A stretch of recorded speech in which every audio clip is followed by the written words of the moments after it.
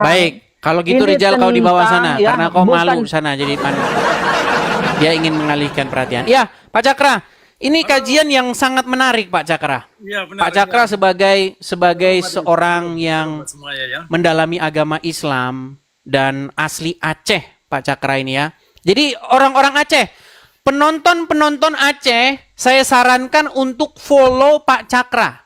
Follow, ikuti Pak Cakra supaya kalian mendapat pencerahan. Ya, silakan. Untuk teman-teman Aceh, karena Pak Cakra ini sering mengadakan diskusi dalam bahasa Aceh dan bersama orang-orang Aceh. Ya, Pak Cakra, kita sedang membahas nih agama Muhammad sebelum dia ke Gua Hira. Silakan Pak Cakra. Sepengetahuan Pak Cakra sebelum ketika Pak Cakra dulu masih Muslim. Silakan. Iya benar. Terima kasih Mas Edi. Shalom buat semuanya. Shalom yang di bawah. Terima kasih sekali atas kesempatan. Ada dua dimensi yang saya tahu, yang saya dapat, yang saya kumpulkan ya dari background Muhammad. Jadi sebelum dia beragama Islam, ya Muhammad ya orang sesat. Itu menurut pengertian Al-Quran. ya orang sesat. Itu menurut pengertian Ahlus Sunnah, bukan apa yang saya katakan. Ini menurut terjemahan Ahlus Sunnah yang mereka pegang sendiri. Nah, itu satu. Kemudian yang kedua, tadi ada didiskusikan persoalan Ka'bah. Jadi Ka'bah itu memang berhala. Jadi orang Islam tidak bisa mencoba mengkelabui atau membubuhkan nama lain selain berhala. Memang berhala secara kenyataan. Karena kenyataanlah yang bisa menunjukkan esensi apa itu batu Hajarul Aswad dan Ka'bah. Ya, esensinya itu dalam agama Islam itulah yang disembah umat. Nah, ada argumen filosofis argumen di belakangnya itu, oh ini adalah untuk mempersatukan umat, bukan bermaksud untuk menyembah. Argumen itu persoalannya tidak mendasar sama sekali.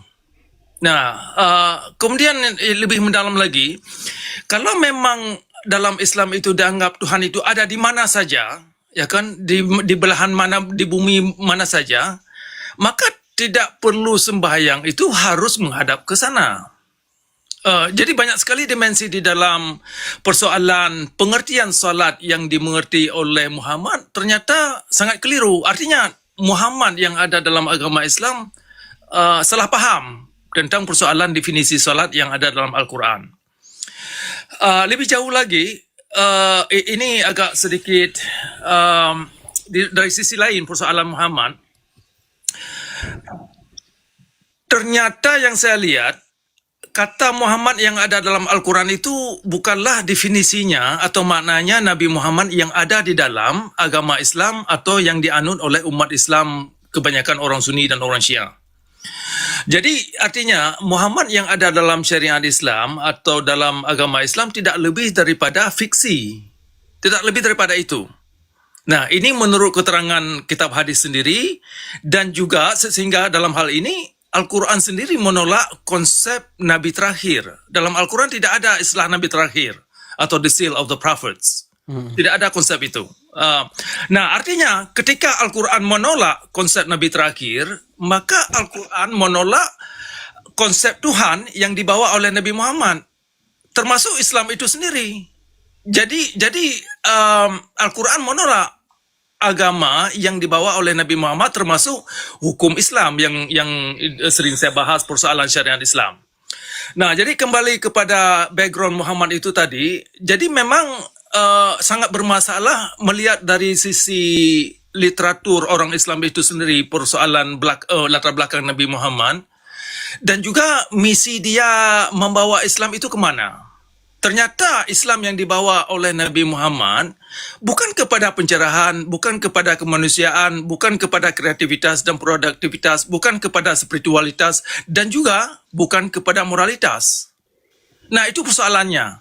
Jadi setelah dia sendiri menurut keterangan orang Ahlus Sunnah bahwasanya sebelum dia masuk Islam adalah orang sesat, setelah dia masuk Islam dengan membawa nama Islam, ternyata Islam itu bukan kepada rahmatan lil alamin seperti yang dimaksud. Nah, itu dulu. Mungkin ini bisa kita jabarkan panjang lebar nanti. Mungkin kawan-kawan ada di bawah yang ada yang ingin bertanya atau Baik, baik. Kita coba undang ya, apalagi teman-teman yang dari Aceh. Coba, teman-teman yang dari Aceh coba naik kemari supaya Aceh ini mendapatkan pencerahan. Ayo teman-teman yang dari Aceh, yang berbahasa Aceh, para penonton yang dari Aceh silakan yuk. Coba nih, si Rijal naik lagi nih. Cuman Rijal bukan Aceh, dia Padang dia. Ya, coba Rijal, fokuskan dulu Rijal. Yuk. Rijal, sebelum Muhammad jadi nabi atau sebelum dia umur 40 tahun, betulkah disebut di dalam dunia Islam itu disebut masa fatroh atau masa kekosongan? Betul atau tidak? Nggak ada. Di dalam Islam nggak mengenal masa kekosongan. Cuman ada pembelotan-pembelotan ajaran Baik. yang telah dilakukan oleh orang-orang seperti ini, si Cakra ini. Ini adalah Paulusnya masa kini, ya. Baik. Di Apakah yang sana masa itu fatroh itu ada sebentar? masih terbagi. Bentar dulu. Aku Ya, kau silakan. bertanya, aku jelaskan, ya. Silakan. Masih ada ajaran-ajaran yang kafah, ajaran-ajaran yang hanif di dalam orang-orang Arab pada masa itu, ya. Contohnya banyak sekali, ya. Diajar kakek Nabi kami itu masih tidak pernah menyembah berhala, bahkan Nabi kami pun nggak pernah menyembah berhala. Cuman ada orang-orang penyesat seperti Paulus tadi yang menyesatkan banyak orang dengan ajaran-ajaran biadabnya, dengan ajaran-ajaran pagannya itu. Itulah kerjaan orang-orang penyesat tadi. Jadi ada orang-orang baik, orang-orang yang masih menyembah Tuhan yang satu, masih menyembah Tuhan yang wahid, dan orang-orang yang menyembah berhala. Itu tercampur di sana. Ya, jadi Nabi kami di sana. Mana-mana. Kau lari ke Paulus, kau fitnah terus Paulus. Kenapa kau benci sekali sama Paulus, Rijal? Apa salah dan dosanya Paulus sama kau, Rijal? Allah pun tidak berani membuka mulutnya ngomongin Paulus. Muhammad pun tak berani ngomongin Paulus. Kenapa kalian benci sekali dengan Paulus? Herman saya dengan Rijal. Begini, sebentar Rijal, ya, sebentar. Paulus sebentar. itu Tadi kamu saya tanya, mengajarkan sebentar, kesesatan. Rijal. Rijal, tadi kamu saya tanya, apa itu masa fatroh? Kamu bilang tidak ada masa fatroh, betul?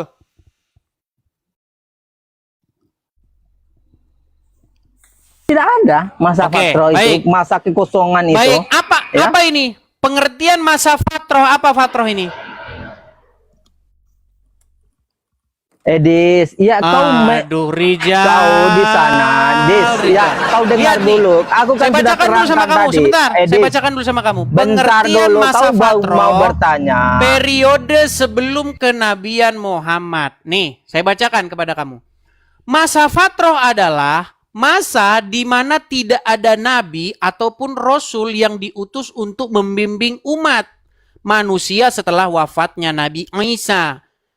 Nah, dikutip dari buku sejarah Islam dari masa klasik hingga modern oleh Abdul Aziz, nih dijelaskan bahwa masa ini berlangsung selama beberapa abad hingga datangnya Islam melalui Muhammad. Masyarakat Arab pada masa ini hidup dalam kepercayaan yang menyimpang dari ajaran tauhid yang telah dibawa oleh Nabi Ibrahim dan Nabi Ismail. Nah, dikatakan, dikutip dalam buku peradaban Arab pra-Islam dan seterusnya, bangsa Arab percaya bahwa berhala-berhala yang mereka sembah dapat memberikan perlindungan dan keberkahan dalam kehidupan mereka. Hal ini menyebabkan ketergantungan kuat pada kepercayaan animisme dan politisme. Masa fatroh ditandai oleh berbagai aspek kehidupan yang semakin jauh dari nilai-nilai ketuhanan. Nih, jelas nih. Ketimpangan sosial, hukum, dan seterusnya. Ini dikonfirmasi oleh Al-Quran. Di dalam Quran, surat Abasa, ayat yang ke-7 nih. Ini surat Abasa ayat ke-7. Pak Cakra tahu ini? Coba Pak Cakra, coba dibacakan Pak Cakra. Saya susah nih lihatnya.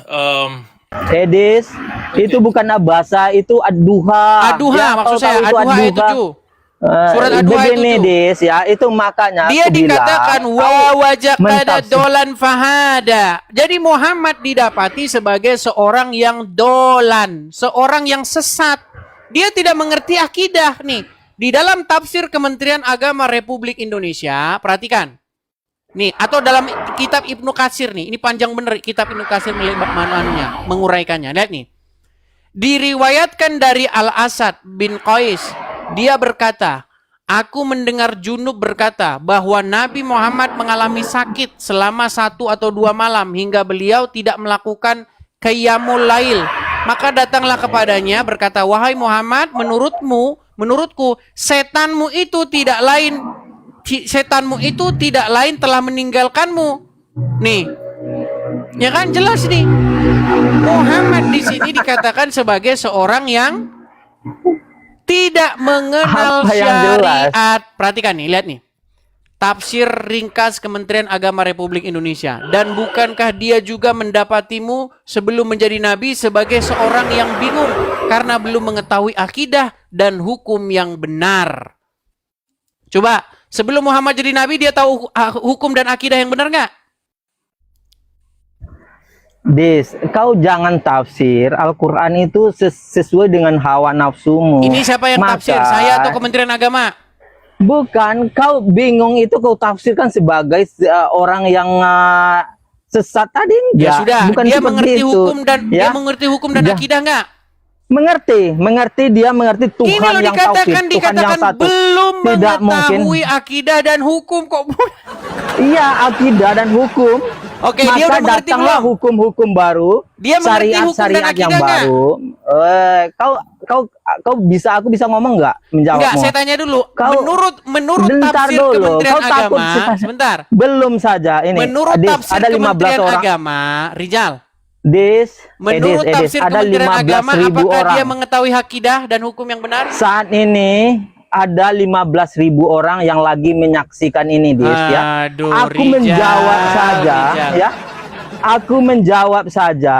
Kau nggak beri aku kesempatan, jangankan untuk bertanya, untuk menjawab saja. Kau tidak mengizinkan aku berbicara dengan leluasa. Apalagi ketika aku counter attack, aku bertanya kepadamu. Rijal, Mungkin kau sudah kijang-kijang kenapa kau atau lari kencing di kemana-mana? celana. Pertanyaan saya, apakah Bukan dia lari sebelum Muhammad jadi kemana-mana. Nabi mengerti akidah? Itu kau kan berkata tadi yang sesat, bukan sesat. Nabi kami itu tidak pernah menyembah Apakah berhala. dia mengerti akidah Tidak dan syariat yang benar? dengar.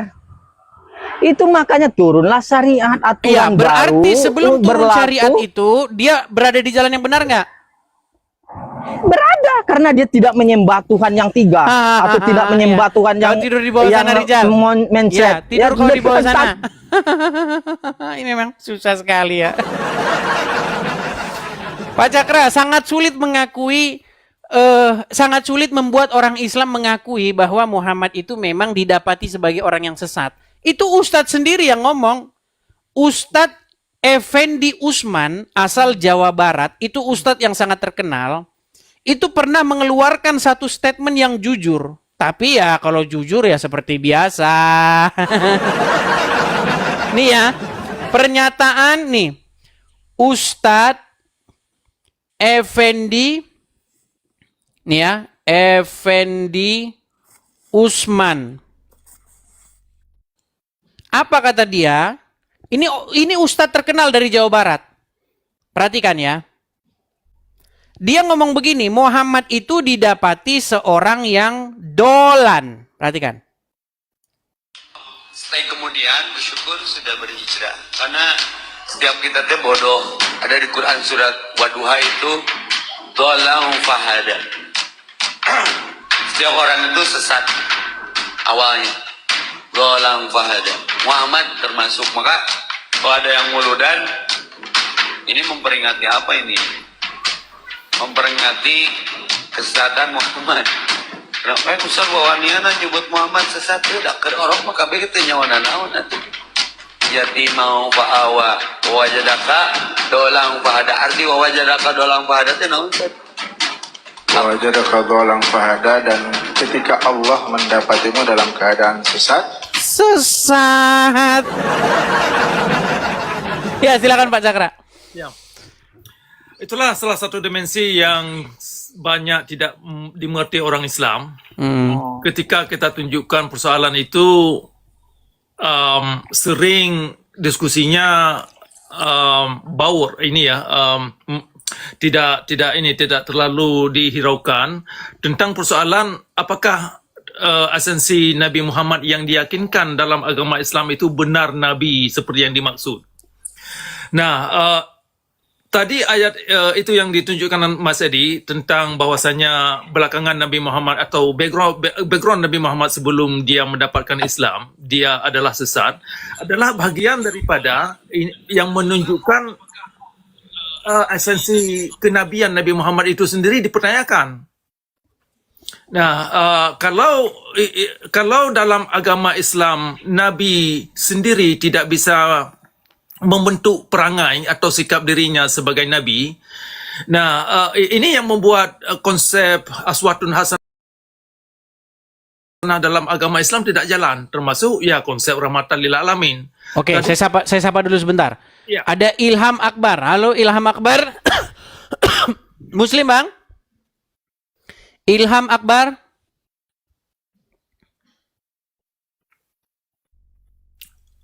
Videonya nggak nampak nih. Oke, Ilham Akbar mungkin belajar dulu ya cara naik ke TikTok ya. Memang agak sedikit. Ya, silakan lanjutkan. Kita sambil mengundang yang muslim ya Pak Cakra ya. Supaya apa? Supaya kita tidak terkesan itu membicarakan Islam di belakang begitu. Ya. Karena apa? Karena nanti kesannya itu seperti orang Islam tidak diberikan kesempatan. Padahal udah kita kasih naik, ngomong pun mereka tidak mampu gitu loh. Ngomong aja mereka udah nggak bisa. Nah, ini yang jadi masalah. Oke, coba ya saya kasih naik lagi ini, coba yang muslim ya. Terutama muslim-muslim yang dari Aceh ya. Karena ini Pak Cakra ini biasanya kajian-kajiannya berbahasa Aceh. Mengajak orang-orang Aceh untuk berdiskusi seputar Islam. Oke, sebentar ya, saya naikkan dulu. Sebentar ya Pak Cakra ya. Oke. Apakah ada di sini seorang muslim yang asalnya dari Aceh? Coba kita kasih naik, ada Mursid. Mursid. Ya, Mursid, selamat malam. Mursid.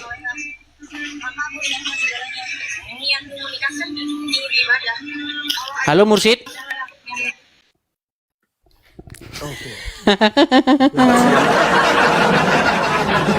Ya sudah, mereka ketakutan Pak Cakra. Ya nggak apa-apa lah.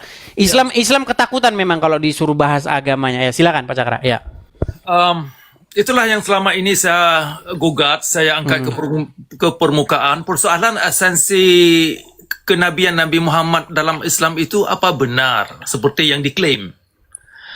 Nah, banyak sekali dimensi-dimensi kenabian yang ada di dalam tradisi Islam, baik itu kita lihat dari hadis, dari asbabun nuzul, dari sirah Muhammad dan literatur lainnya, termasuk dari tulisan-tulisan Imam Al-Ghazali dan para mazhab.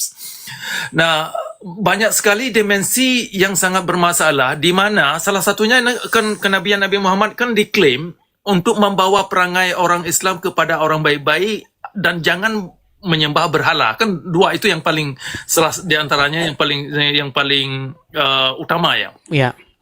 Ternyata yang diwajibkan dalam Islam itulah menyembah berhala Ka'bah. Termasuk ya batu Hajarul Aswad.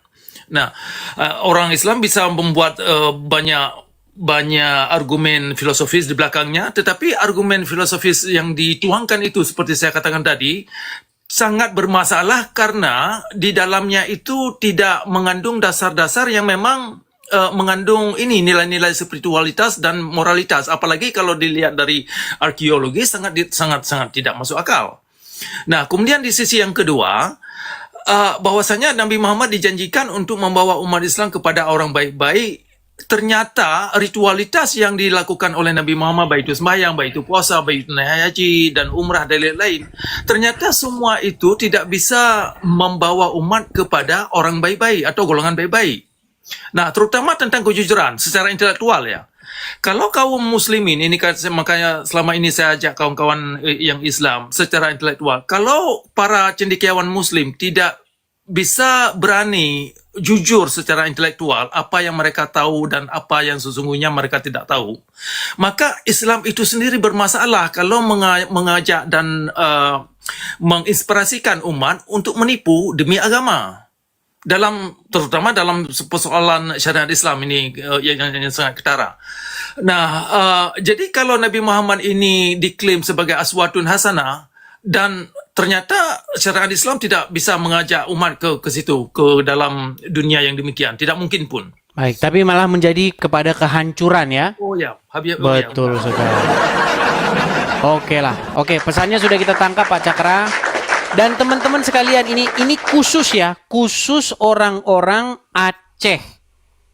Kenapa khusus orang-orang Aceh? Karena pendekatannya itu lebih enak kepada Pak Cakra. Jadi kepada teman-teman khusus penonton Edis TV yang berbahasa Aceh, silahkan ikuti Pak Cakra. Mungkin Pak Cakra bisa sampaikan salam sekaligus kita nanti penutupan Pak Cakra kepada orang-orang Aceh dalam bahasa Aceh. Silakan Pak Cakra. Ya, boleh. Terima kasih Mas Adi, terima kasih. Ya. Assalamualaikum warahmatullahi wabarakatuh kepada orang-orang Aceh, kepada kaum muslimin yang di Aceh, kepada kaum ulama, kepada pemimpin pondok pesantren. Mungkin bahasa Aceh juga Pak Cakra. Dalam bahasa Aceh, ya. Terima kasih. Nyo pulan depu yang tengku-tengku mandum. Tengku-tengku kaum ulama, para cendekiawan muslim yang nak digampung di Pat Mentang Drone berada. Perlen tepu bahawa saji Islam yang tak anut selamanya di bawah syariat Islam atau di bawah panci aswatun ahlu sunnah hana membawa getanya masyarakat Aceh dan hana bisa membawa dan mengangkat maruah getanya orang Aceh kepada peradaban yang maju mulia. Pakan bukan lagi yan. Karena unsur-unsur yang na dalam Islam yang selamanya tak anut truk tu dari urung Syik, dari endat tu, hana pernah tak kaji, hana pernah tak coba tak lakukan sebuah introspeksi untuk tak termikir kembali pun betul bahawa saji ajaran Nabi Muhammad yang adalah kebenaran. Pun betul ajaran Nabi Muhammad yang adalah membawa kita kepada pencerahan, kepada kehidupan yang terang benderang. Ternyata Aceh selama Islam di Aceh mentang dalam kegelapan, mentang dalam kenestapaan, mentang dalam kekerasan dalam beragama. Nah, ini ada masalah di dalam ajaran yang tak anutnya yang selamanya yang perlu terfikir balik, perlu terlakukan satu introspeksi. Gitu dulu. Oke, terima kasih Pak Cakra. Terima kasih banyak. Semoga yang teman-teman dari Aceh, yang berbahasa Aceh, terutama teman-teman dari Aceh yang berpikiran luas, yang mau berpikiran terbuka, ya mau open minded begitu, silahkan nanti main-main ke roomnya Pak Cakra membahas di internal orang-orang Aceh sendiri. Begitu Pak Cakra ya? Oke. Terima kasih Pak Cakra. Terima kasih Pak Cakra. Shalom ya buat semuanya. Shalom. Terima kasih Pak Cakra. Ya, saya turunkan ya Pak Cakra ya. Iya, teman-teman. Ya itu ya teman-teman ya. Ya, kita punya banyak teman-teman dari Aceh yang sudah mulai berpikir atau mulai memikirkan ulang begitu apa sebenarnya Islam ini, dan puji Tuhan beberapa dari mereka memang sudah sadar begitu. Dan ada salah satu orang ya yang punya akun Tersadarkan, dia berbicara tentang Islam, bagaimana dia meninggalkan agama Islam. Nah, seperti biasa teman-teman, Islam itu akan kalang kabut, gelagapan dan lapor polisi. Itu biasa. Biasa itu teman-teman. Itu sekarang lagi viral tuh. Ulama-ulama MUI Aceh itu mencari alamat orang tersebut. Saya akan tunjukkan kepada kalian nih. Biar kalian saya tunjuk. Jadi orang Islam nih teman-teman, memang benar kata Pak Cakra, mereka ini memang senangnya itu menghasut dan melakukan kekerasan. Bahkan kalau kalian dengar ustadz-ustadznya itu seperti mengomandoi, aduh susah saya belepotan ngomong. Seperti mengomandoi orang-orang memang yang sudah dirancang untuk melakukan kekerasan. Makanya siap siap bela ulama, siap itu, siap ini, takbir. Ceramah-ceramah Islam itu selalu dibumbui oleh kekerasan-kekerasan semacam itu. Menghasut, dan ini saya kasih contoh sekarang ya. Di salah satu kanal YouTube, nih ya, nih, nama channel YouTube-nya itu kalian tahu ya, Tasik Ngaji. Kalian tentu sudah tidak asing dengan channel ini ya. Perhatikan, nih, apa yang dilakukan oleh Tasik Ngaji kepada seorang Aceh yang meninggalkan agama Islam? Mereka menteror. Inilah memang tabiat mereka. Lihat nih. Perhatikan. Ya, terbaru penghujat Islam Abcal Aceh panik. Ketakutan ormas-ormas. Ormas.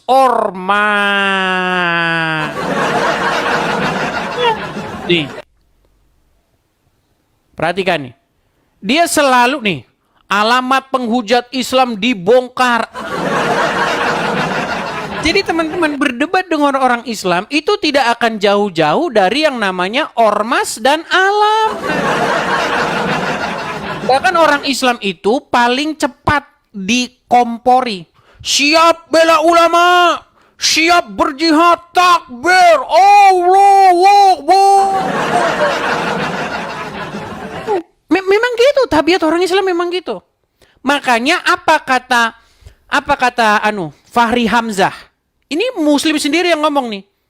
Fahri Hamzah pernah berkata bahwa umat Islam, nih ya, nih, apa kata ini Fahri Hamzah? Saya akan tunjukkan kepada kalian. Pernyataan seorang Fahri Hamzah. Saya balikkan dulu kamera saya. Dengarkan. Nih, perhatikan. Bentar ya, sabar ya. Orang Islam itu memang paling hobi diajak kayak begitu nih. Gampang diajak memberontak. Orang Islam itu kan baca Al-Quran. Al-Quran itu imamuna. Dalam Islam itu Al-Quran adalah imamku. Jadi kalau orang Islam itu baca Al-Quran, itu seperti mendapat perintah langsung. Dan dia nggak mau ada negara yang menjembatani ini. Nggak gampang itu ngajak orang Islam masuk negara. Wa qatiluhum hatta la takuna fitnah. Kalau Qurannya bilang begitu, dan perangilah mereka sampai nggak ada fitnah. Perang orang itu. Berat orang Islam ini diajak untuk menerima negara. Nah, di Indonesia ini, lihat nih ya. Perhatikan, dengarkan lagi nih pernyataan Fahri Hamzah nih. kenapa Timur Tengah itu gagal jadi negara? Orang Islam ini susah diajak bernegara. Susah. Orang Islam ini paling gampang diajak memberontak. Iya, karena memang IQ-nya itu jongkok. Paling gampang dihasut, diteriakkan kata-kata takbir Allah.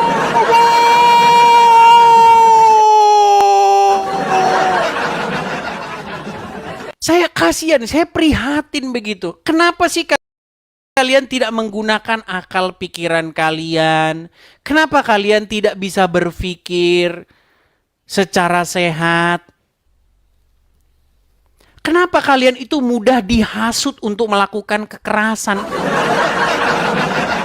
Kalau saya mengkritik kalian seperti ini, harusnya kalian itu melihat dari kacamata, melihat dari sudut pandang yang positif.